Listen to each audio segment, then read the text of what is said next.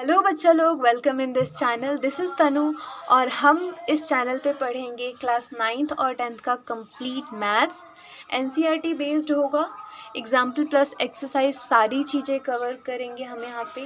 Class 8th के बाद जब आप सब यहाँ आए हो क्लास 9th में, तो आप सबको थोड़ा सा लग रहा होगा कि हम बहुत बड़े क्लास में चले गए, सब चीज़ें हार्ड तो नहीं होंगी, खासकर मैथ्स से बहुत बच्चे डरते हैं। लेकिन मैं उन सबको बताना चाहती हूँ, आपको क्लास 9th और 10th का मैथ्स उतना ही अच्छा लगेगा जितना आपको अगर पहले लगता था। बहुत इजी है, अगर आप समझना चाहो तो, इंटरेस्ट के साथ पढ़ो तो, नंबर के साथ खेलना अगर आपको पसंद हो तो आपको ज़रूर पसंद आएगा ये सब चीज़ें।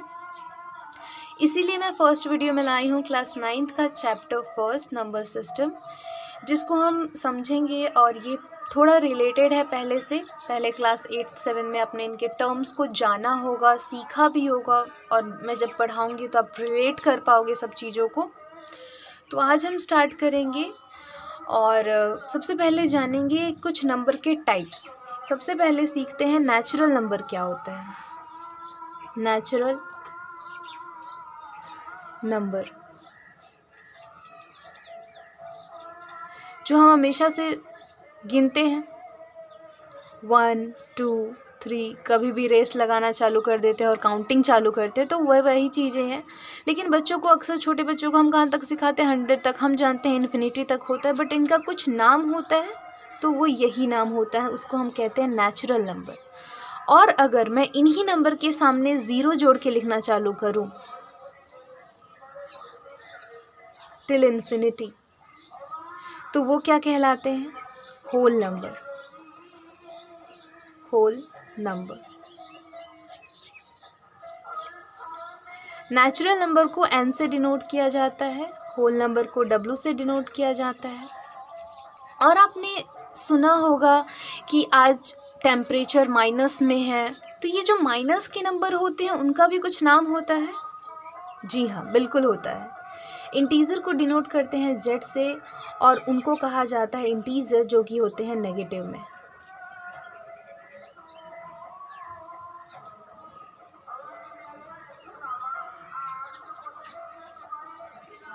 -2, -1, 0, 1, 2, 3, ये होता है टिल इन्फिनिटी। मतलब हम कह सकते हैं -∞ टू +∞। ये होते हैं इंटीजर नंबर्स। अब देखिए, ये नेचुरल नंबर, ये होल नंबर और ये इंटीजर। नेचुरल नंबर में ज़ीरो नहीं है, तो क्या हम कह सकते हैं कि नेचुरल नंबर एक होल नंबर है? नहीं कह सकते। बट अगर मैं इसका उल्टा कर दूं, क्या हम होल नंबर को नेचुरल नंबर कह सकते हैं? कह सकते हैं, क्योंकि उसमें वो सारी चीज़ें आ रही हैं जो नेचुरल नंबर में आती हैं।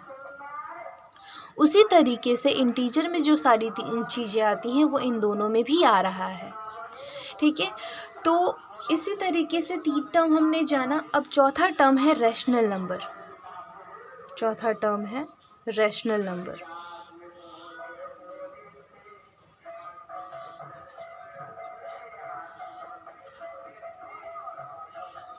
रैशनल नंबर वो नंबर्स होते हैं जो कि फ्रैक्शन के फॉर्म में लिखे जाएं। मान लेते हैं हमने लिखा 4/5, तो ये 4 को अगर मैं p बोलूँ, इसको q बोलूँ, तो इसमें एक कंडीशन अप्लाई होता है। कंडीशन ये होता है कि q is not equals to 0। अगर q 0 हो गया तो वो रैशनल नंबर नहीं कहलाएगा, q 0 नहीं होना चाहिए। तो क्या ये सभी भी एक रैशनल नंबर हैं? जी हाँ, बिल्कुल है। कैसे हैं? इनमें से मैंने कोई नंबर लिया और उनको लिखा, क्या मैं इनके नीचे 1 लिखूँ तो भी ये वही नंबर आएगा? तो यहाँ पे जब मैंने 1 के फॉर्म में लिखा, 1 नीचे डिनोमिनेटर में 1 लिख दिया, तो ये 2/1 p/q के फॉर्म में लिखा गया, जहाँ पे q 0 नहीं है, तो ये रैशनल नंबर कहलाएगा।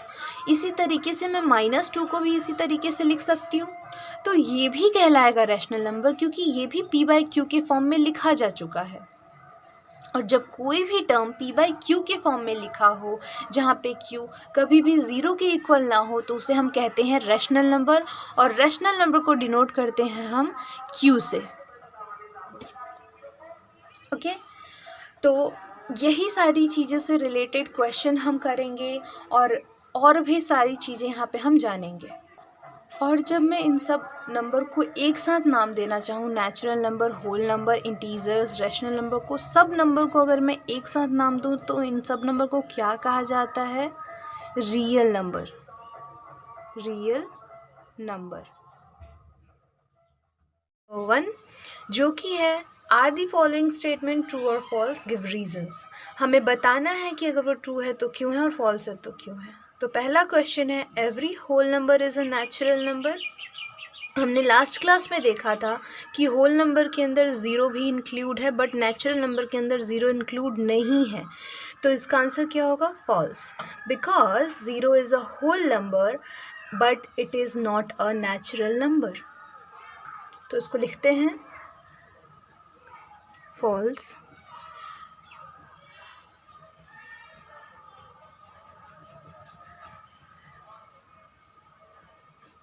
is a whole number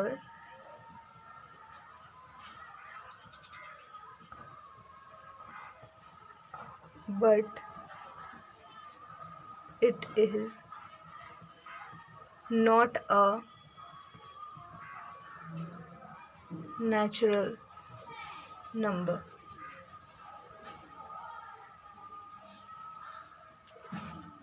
second question क्या है, every integer is a rational number. तो ये क्या है, आप लोग बताइए, ट्रू या फॉल्स? तो ये ट्रू है, because every integer can be expressed in the form of p by q, so it is a rational number. तो इसको लिखते हैं true, every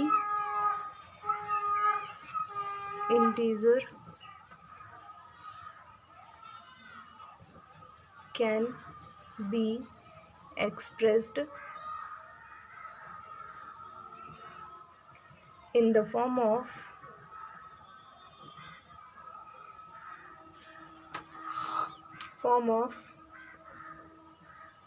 p by q।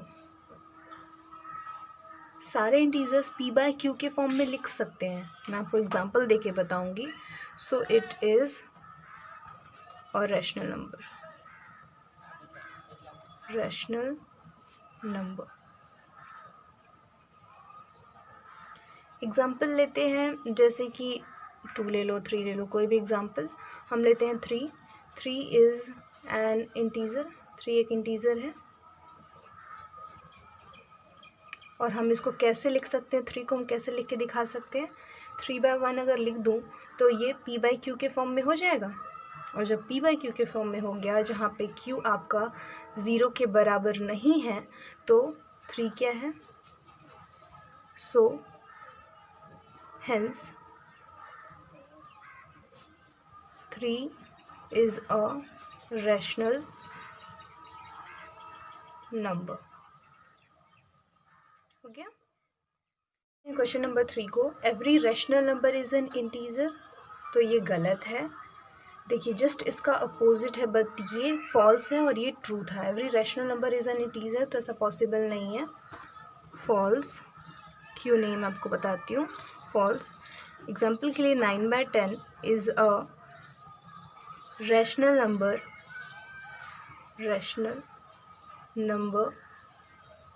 but it is not an integer। आपको ये confuse करने के लिए था। आप समझ रहे हो दोनों के बीच डिफरेंस, कि हर इंटीजर रैशनल नंबर हो सकता है but her rational number integer नहीं हो सकता। ठीक है, तो अब हम करते हैं एग्जाम्पल नंबर 2, जो कहता है find 5 rational numbers between 1 and 2। इसको करने का एक बहुत प्यारा सा तरीका है कि यहाँ पे आपको बोला है 5 रैशनल नंबर्स ढूंढो। तो 5 से एक बड़ा क्या होता है? 6। आपको क्या करना है? उस नंबर को 1 and 2 में मल्टीप्लाई करना है। कैसे?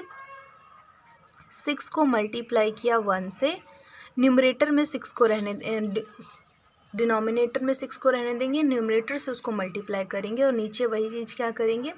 2 से एक बार 6 को मल्टीप्लाई करेंगे और नीचे भी 6 से मल्टीप्लाई करेंगे।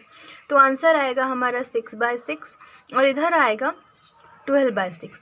इन दोनों के बीच में आपको कितने सारे नंबर मिल जाएंगे? 5 नंबर मिल जाएंगे, 7/6, 8/6, 9/6,